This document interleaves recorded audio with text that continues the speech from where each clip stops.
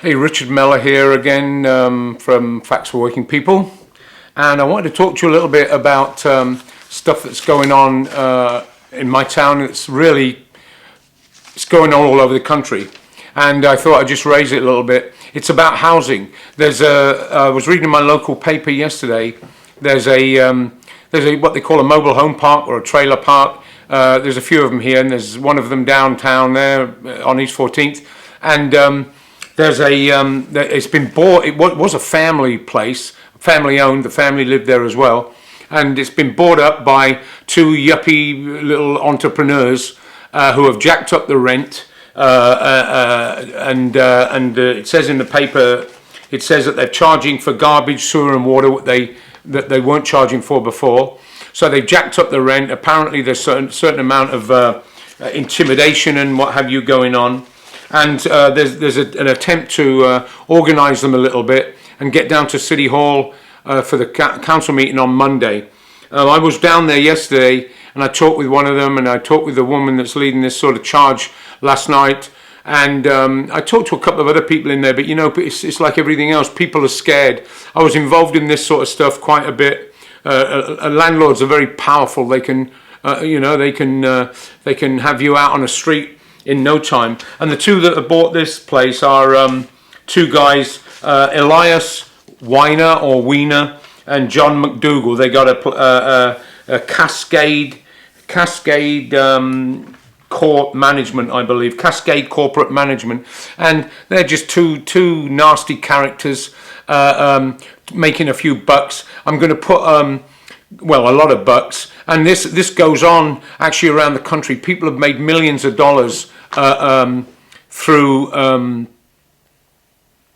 buying up these motorhome parks. It's poor people, and they do a little bit here, a little bit there, and then they move on. And then they jack up the rents and what have you. Who knows what these two want to do here? They might want to drive out these people just like they do with gentrification in the city, in the town, and drive out the people and then clean it up and put an apartment complex there. Who knows? It could be a condom factory for all they care. And what I'm going to do, I'm going to put on a link at the end to a video where one of them, Elias Weiner, is interviewed, and what a little parasitical little character he is. It's some show about entrepreneurs, and he's talking about these homes he's buying up, these mobile home parks, and he never once in any way relates to the source of his wealth, which is somebody else's rent check, and He's disgusting to watch him, to be quite honest with you. And the guy asked him about his success, and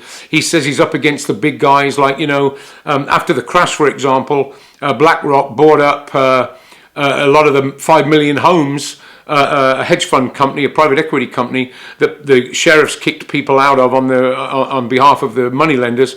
And they never used to normally like that. They don't like single family homes. They like their victims in one building where it's a lot easier to manage. They don't have to travel. They're not isolated, in different single family homes. But it was just too good to be true. And that's what these people are doing. People have made lots of money. And so I'll put a link to, you can hear him talking. And also to another article about another video from the British Guardian about how these people have gotten rich doing this. And the thing is, this is a housing issue. I mean, it's about the right to live in a home and to have security and shelter. And these are poor people in the main, low-wage people. And it's a disgusting thing. It's like that term house flipping. I can't stand it. Housing, the ability to house you, to live in shelter, it's a human right. It shouldn't be a commodity. I call them land pimps, these people that make money doing this. And just 2 miles, for example, to the north of us, there's East Oakland. East Oakland is always, ever since I've lived in America, been a fairly depressed, little pockets of changes here and there, very depressed, very multicultural, economically depressed area. I used to live there.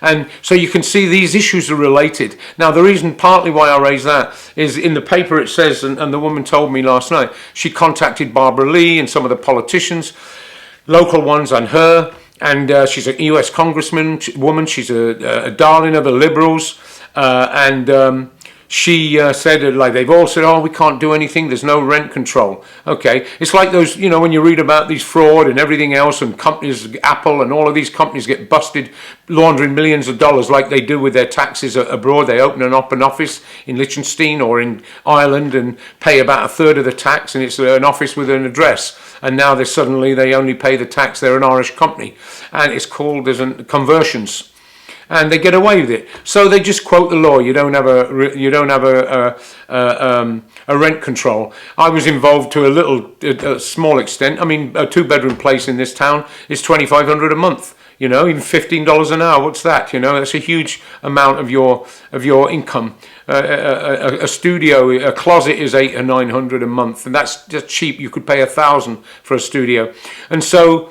If you take somebody like Barbara Lee, of course, that's the way they get. Well, it's the law. You have to get, you know. In other words, it's like working through the channels. If we never got anything by working through the channels, we've gotten very little from voting, if anything, from voting. If you take all the legislation from the 30s, what was happening in the 30s when we got the sick leave and the all of those social legislation that was passed in the 30s? What was happening?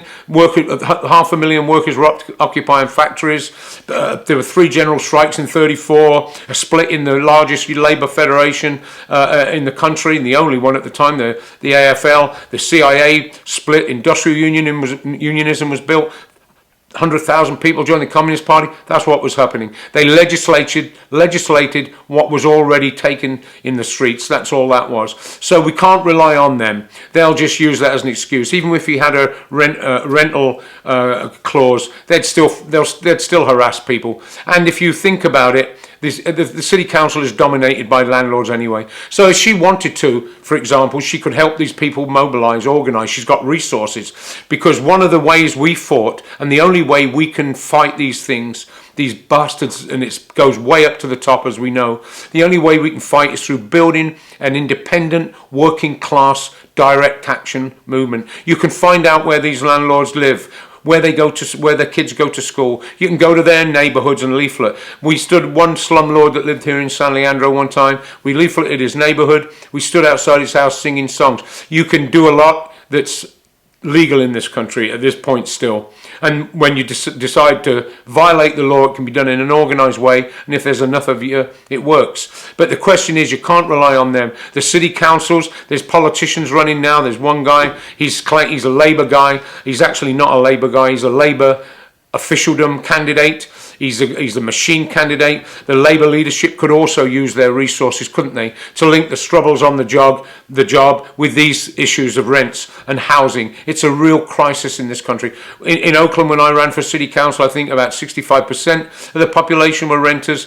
There's never, the trade union leadership's policies are a disaster, not only for their own members, but also for the community as a whole, because they make no effort to link those things up. The guy that they're pushing now, it's linked to the Democratic Party. The trade union leadership always has been, as far as I know, and it's a disaster for us. In many ways, the Democratic Party is worse, because any independent movement that arises, it gets sucked into that party, where it ends up, that black hole where it just dissipates. But the guy, for example, that's running, who's a Labour guy, he's endorsed by the cops. Why would any workers support somebody endorsed by the cops? When I was down on the picket line here at Waste Management, cops were ensuring that the scabs could go to work. Why would I get support from somebody like that? There's no way a candidate of working people, a real candidate of working people, would get endorsed by the police association. Unfortunately, that time, the Teamster leaders were also pushing their members to cross the picket lines in the disputes, the pissing contests between the various leaderships and bureaucracies of the different unions, because they fight for revenue. That's what they see their organisations as. Employment organisations was them as the CEOs. But anyway, they could also link these struggles up. So these people, incidentally, this Cascade, the management company, it's called Cascade Corporate Management. You can Google them. They got tons of stuff. There's a suit pending in one of their mobile homes. A young child and a number of children were allegedly sexually abused by a serial offender there. and a suit has been filed and it's pending at this moment, claiming that the employees knew about this person and that there was nothing was done, the environment was very poorly managed, children weren't protected, etc. And it makes sense. It's poor people. What do they care about poor people? You know, they're an investment. Go and watch this guy on this video. He never once thinks about the people whose lives he controls there, just through playing Monopoly. So so those were just a couple of things I wanted to say about this. And so they're having a rally Monday night. Don't know how successful it's going to be or not going to be. I was involved in some stuff earlier on. Maybe we can link these issues up. But and also I'll call this woman in Haywood who they were having a struggle. There was another thing, and the same situation. A businessman. He was an accountant, but he's got a management company. These people are. They're legal, you see. You can do that in a free enterprise, what it's called. You can legally thieve off people. These issues, housing is a basic human right.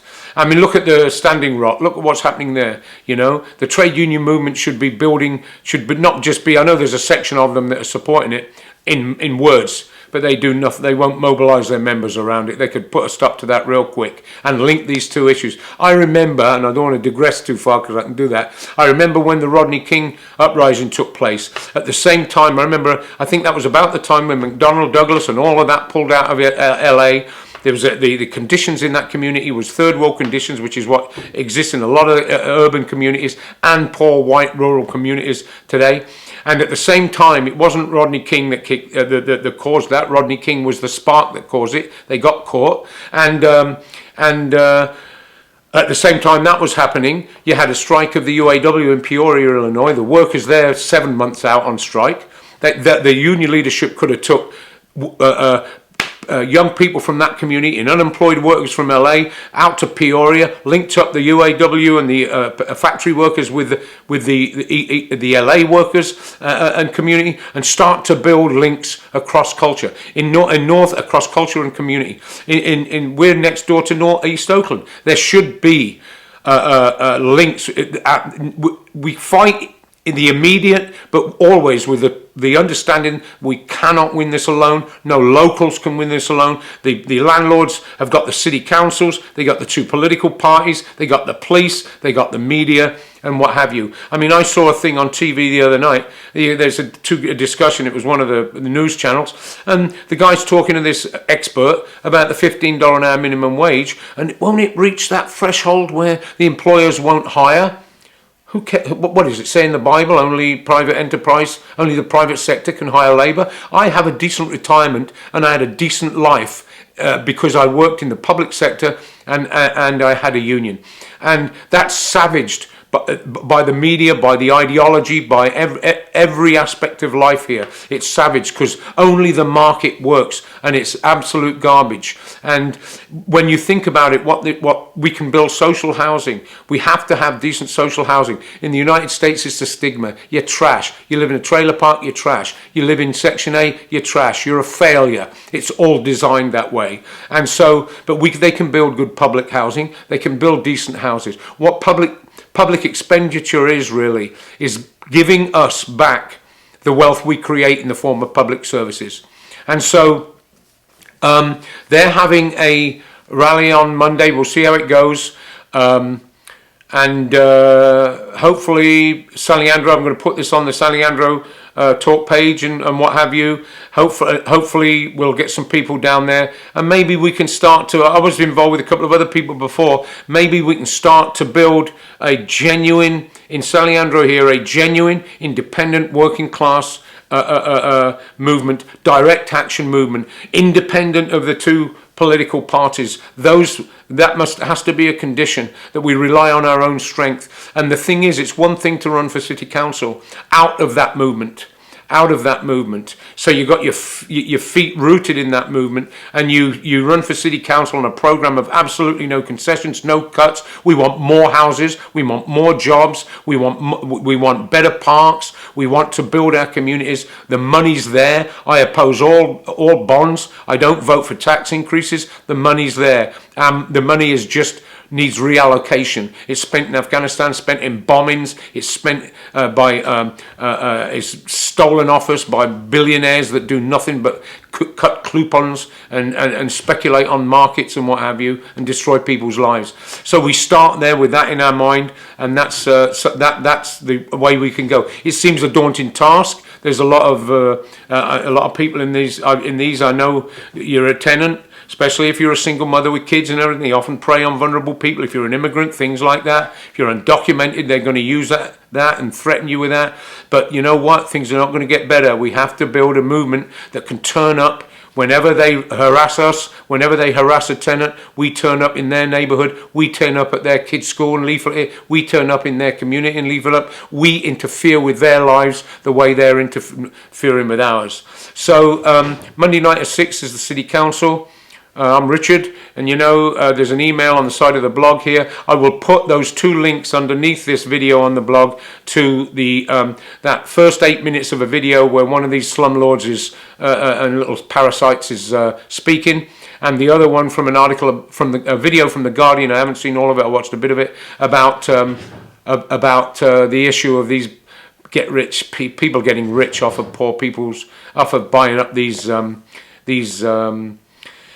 trailer parks. It's just like everything else, you know. It's the same stuff, and it's not going to end unless we stop it.